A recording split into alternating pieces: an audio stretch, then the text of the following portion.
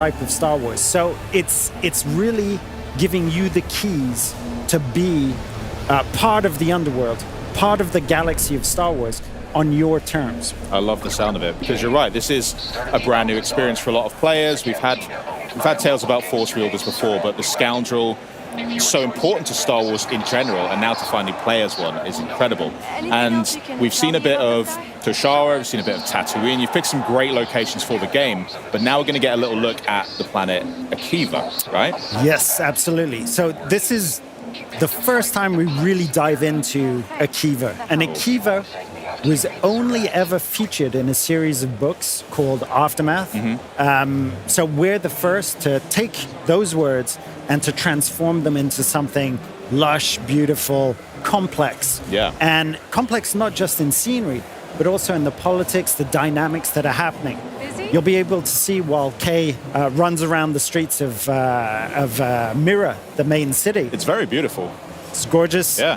But it's also corrupt. And you'll see that there's stormtroopers, there's an Empire presence, and the Pikes and the Hutts are also fighting it out. So Empires and Syndicate presence within the city, within the planet as a whole. Well, we'll get onto the Syndicate in just a sec, but as I've heard from you before, speaking about the game, one thing your team's really proud of in particular with Star Wars Outlaws is those hubs of where Kay can get her intel, and that all starts with cantinas. Now, the cantinas that we have on Akiva, very different to the ones we have on Tatooine. Tell me a bit about how you go in designing these to make sure they feel like Star Wars cantinas, but also reflective of the planet or moon that they're on. Absolutely. So the cantina is this flashpoint of everything that makes Star Wars special. And the approach, the design philosophy that we worked with Lucasfilm Games really allowed us to understand the simplicity, relatability, and yet difference that all of these locations can take. So, for example, in the real world, you have jazz bars, you have Korean barbecues, you have all of these different types of location. So each one of these had to have a different type of vibe. Here in Akiva, it's a tropical tiki bar. So that's the vibe that we were going for there. Sounds great, and it's obviously a great place to meet up with these crime syndicates and get some jobs. How do they make an impact on the game? So, of course, this is a game about the underworld of Star Wars. And there are 4 main syndicates. There's maybe more, but there are 4 main syndicates that you'll be dealing with.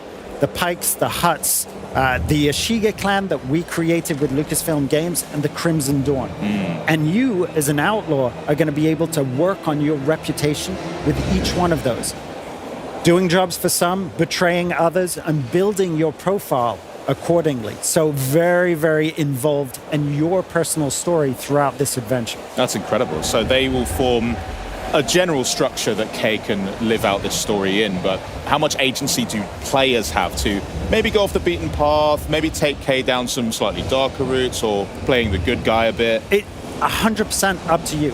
So for example, here, this is the first time we ever show this quest. And it's a quest where you've landed in Akiva, your main focus is to go pick up a droid smith. A droid smith that you need to pull off this heist that we've been talking about. 157 million credits, that's a lot of credits. Not bad, yeah. And to do that, you're going to have to upgrade your equipment, which we're doing there. We're making sure that your loadout is the right one. You jump on your speeder, and you'll be able to be distracted by curiosity on the way. So you're speeding off, you're on the way. It's quite a journey, and on that journey, you're going to be able to do jumps, tricks. Nice. The bike is based on a motocross, so it feels visceral as well. Right. And you'll be able to come across different things. Like here we have an Imperial shuttle landing. Do you go and mingle with those people? Do you mess around with the Empire at this point? Or do you save it for a little bit later on? Because guess what? That droidsmith, he's going to be located in an Imperial compound. Oh, just our luck. Just our luck. Well, how well equipped can the player be to tackle? That's not a compound, that's a fortress. I mean, what does Kay bring to the table to be able to deal with these kind of scenarios? Well, she's got to have the equipment to be able to do that. And that starts off with things like your binoculars to be able to scope the different opportunities. There's not just one way in, there are several ways in. the surest way to meet a very certain end is to go in guns blazing. Because this is the Empire we're talking about. Yeah. So it's a massive force in front of you. We're going to go stealth. Okay. And binoculars, one thing. Blaster, another. Nyx, incredibly important. Let's just have a taste of how Kay uses Nyx. Okay. She's going to be sending me across and attacking, clawing the hell out of that stormtrooper. I feel bad for the guy. You shouldn't. He's there. He's built for this. Okay, true. You take out the second stormtrooper, and now you have to hack through that laser barrier to be able to get into the gooey good stuff in the middle of that fortress. So there's quite a few different ways of engaging in a mission like this. Absolutely. What would happen if we did go in all blasters blazing? Would it be a big problem for us on this particular mission? This is an Empire compound, so that's going to be a real problem. Okay. I'll take your advice on One of the conditions is that you don't set off the alarm, because if the alarm sets off, you're going to shut down that compound. Fair enough. You may revisit the compound later on to be able to steal more stuff and to really find all of the treasures. And there, you can do it the way you want. But ATSTs, guarding the door, you've got a blaster and Nyx. Do you really want to put yourself in that sort of situation? I could take my chances, honestly. Earlier on, though, we did see with Kay's using her blaster now, but before that, she was working on it a bit on her workbench. Yes. Inside the Trailblazer.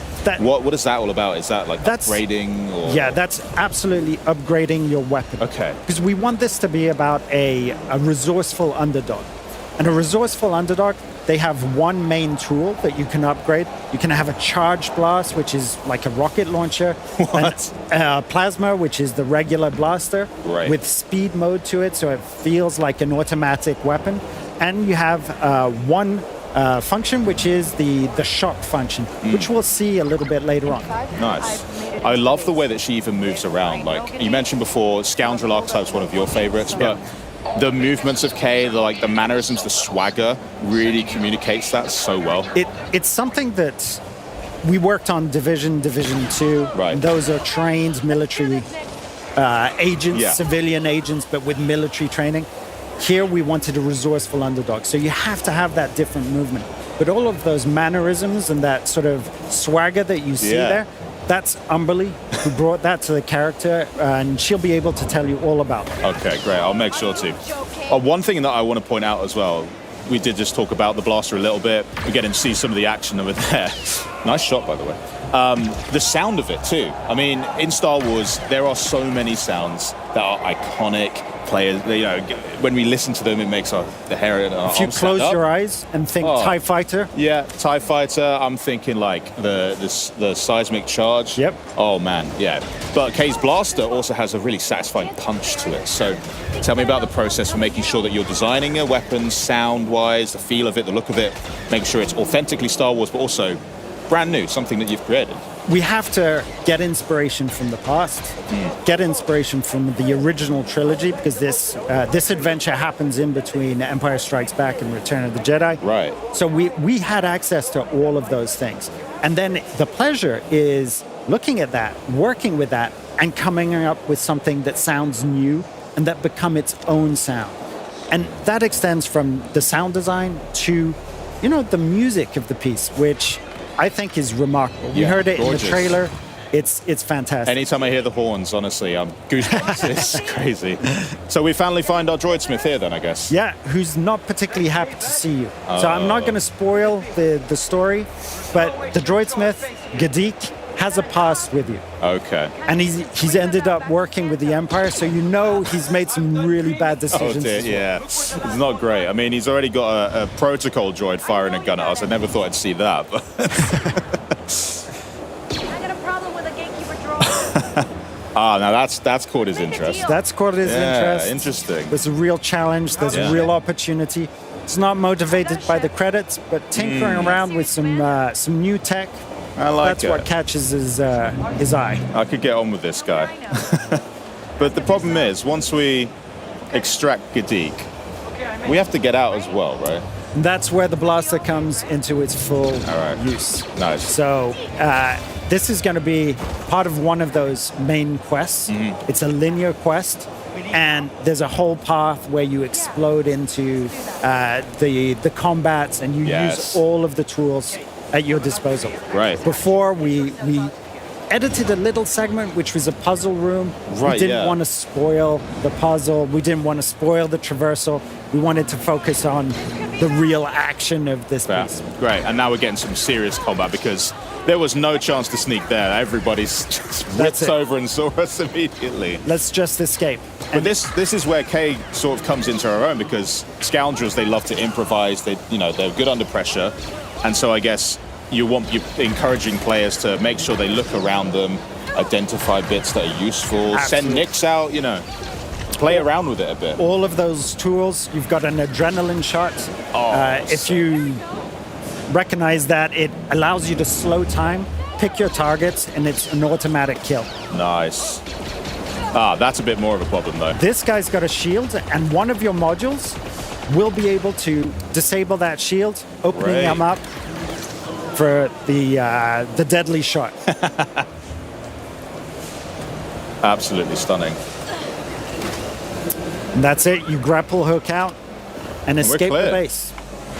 You make it seem so easy. I'm gonna try it, and it's not gonna be that. I wish I was playing this game. There's a whole team, and